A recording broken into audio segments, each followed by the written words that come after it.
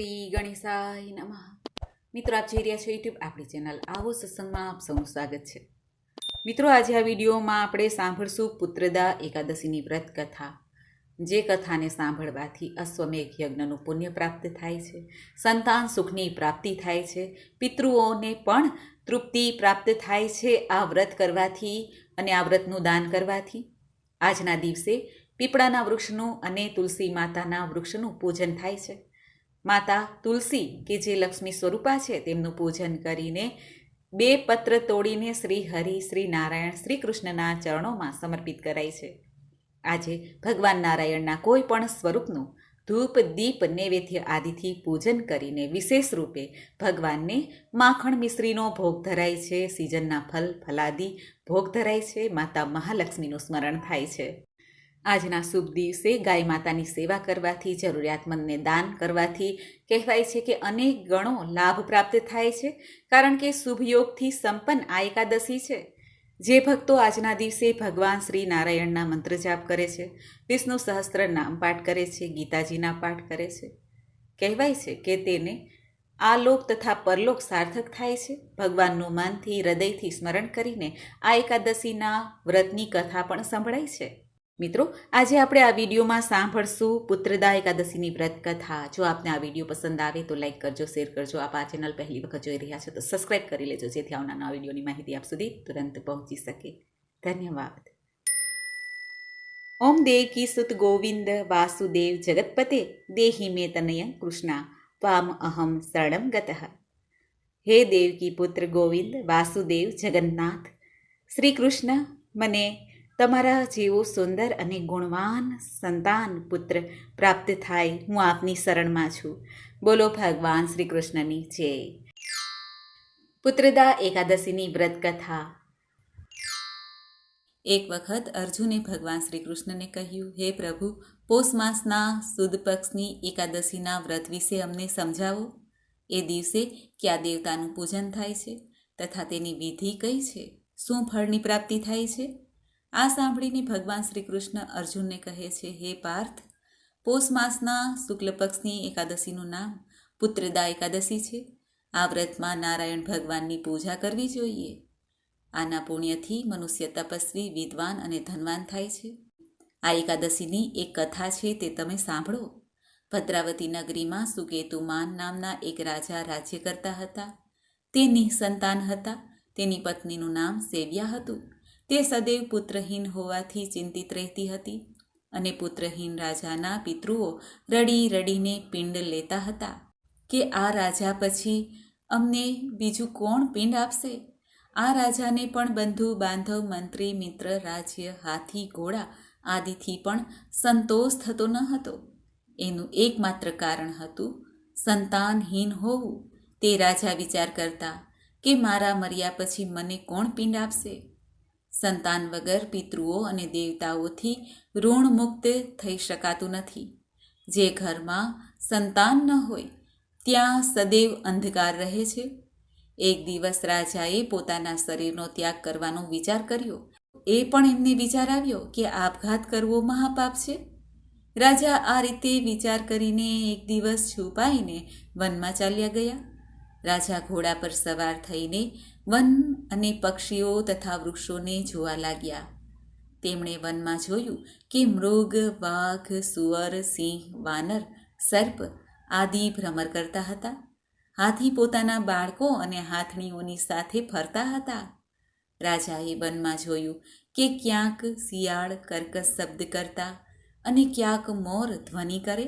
વનના દ્રશ્યોને જોઈને રાજાને વિચાર કરવામાં જ બપોર થઈ ગઈ. હવે રાજાને ભૂખ અને તરસ લાગવા લાગી.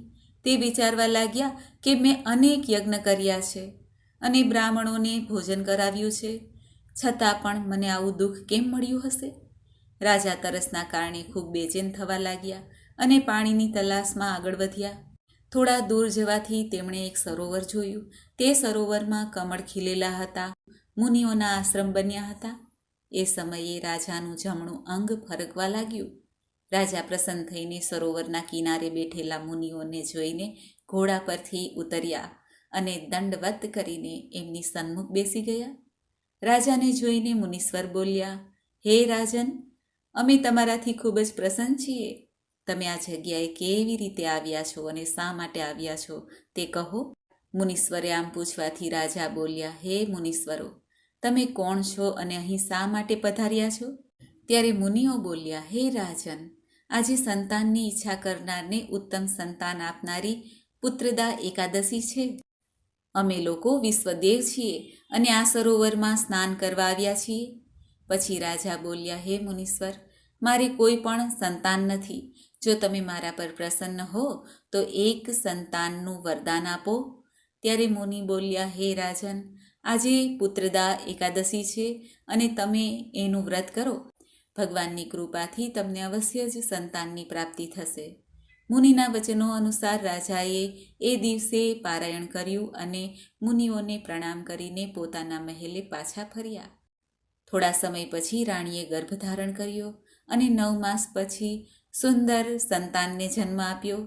તે રાજકુમાર મોટો થતાં અત્યંત વીર, ધનવાન, યશસ્વી અને પ્રજાપાલક થયો. ભગવાન શ્રી કૃષ્ણ અર્જુનને કહે છે, હે પાર્થ, સંતાનની પ્રાપ્તિના માટે આ પુત્રદા એકાદશીનું વ્રત કરવું જોઈએ. જે મનુષ્ય આના મહાત્મ્યની કથા શ્રવણ પઠન કરે છે તેને પણ શુભ સંતાનની પ્રાપ્તિ થાય છે અથવા યોગ બને છે અને અંતે વૈકુંઠ ધામને પ્રાપ્ત કરે છે. આ પુત્રદા એકાદશીની કથા સાંભળવા માત્રથી જ અશ્વમેઘ યજ્ઞનું ફલ પ્રાપ્ત થાય છે.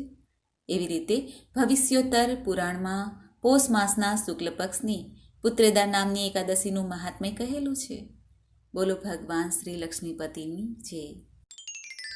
તો મિત્રો, આપણે સાંભળી પુત્રદા એકાદશીની વ્રતકથા, વ્રતવિધિ, મહિમા. આજના દિવસે અમુક ઉપાય કરવાથી પણ લાભ પ્રાપ્ત થાય છે. જેમ કે પોષ માસની આ એકાદશીના દિવસે તુલસી માતાજીની સામે શુદ્ધ ઘીનો દીપક પ્રગટાવીને માતા તુલસીની પાસે ગોળનો ભોગ લગાવવાથી લક્ષ્મીનારાયણની કૃપા પ્રાપ્ત થાય છે. કારણ કે ગોળ બને છે શેરડીમાંથી અને શેરડીનો રસનો જે ભોગ છે તે માતાને ઘણો પ્રિય છે. ભગવાન નારાયણના આશીર્વાદ પ્રાપ્ત થાય છે અને સુખ દુઃખના જે તાપ, ક્લેશ આદિ છે તેમાંથી પણ મુક્તિ મળે છે. આજના દિવસે તુલસી માતાજીની સામે બેસીને 108 મંત્ર જાપ પણ કરી શકાય છે. ઓમ તુલસીએ નમો નમઃ અથવા તો ઓમ વિષ્ણુ પ્રિયાએ નમો નમઃ. આ રીતે મંત્ર બોલીને માતા તુલસીની સેવા પૂજા કરવાથી પણ ભગવાન નારાયણની કૃપા પ્રાપ્ત થાય છે. તુલસી માતા સાક્ષાત લક્ષ્મીજીનું સ્વરૂપ માનવામાં આવે છે. જેમ આપણે સૂર્યનારાયણ દેવ સાક્ષાત ભગવાન નારાયણનું સ્વરૂપ છે, એવી જ રીતે તુલસી માતાજીનો એક નાનો એવો છોડ પણ ઘરમાં પોઝિટિવ એનર્જી પ્રદાન કરે છે, આરોગ્ય દે છે, લક્ષ્મી રૂપા છે. માટે તુલસીજીની પૂજા કરવાથી ભગવાન નારાયણની કૃપા તો પ્રાપ્ત થાય છે. તુલસી પત્ર ભગવાનના શ્રી ચરણોમાં સમર્પિત કરવાથી પાપોમાંથી મુક્તિ મળે છે. તો મિત્રો, આપણે સાંભળી પુત્રદા એકાદશીની વ્રતકથા, મહિમા, મુહૂર્ત, પૂજન વિધિ તથા ઉપાય. મને આશા છે કે આપને આ વિડીયો જરૂર પસંદ આવ્યો હશે. શ્રી કૃષ્ણાય વાસુદેવાય હરિયે પરમાત્મને પ્રણત ક્લેશ નાશાય ગોવિંદાય નમો નમઃ. બોલો જગદગુરુ ભગવાન શ્રી કૃષ્ણની જય. મિત્રો, મને સાંભળવા માટે ધન્યવાદ. આપ સૌને મારા જય શ્રી કૃષ્ણ.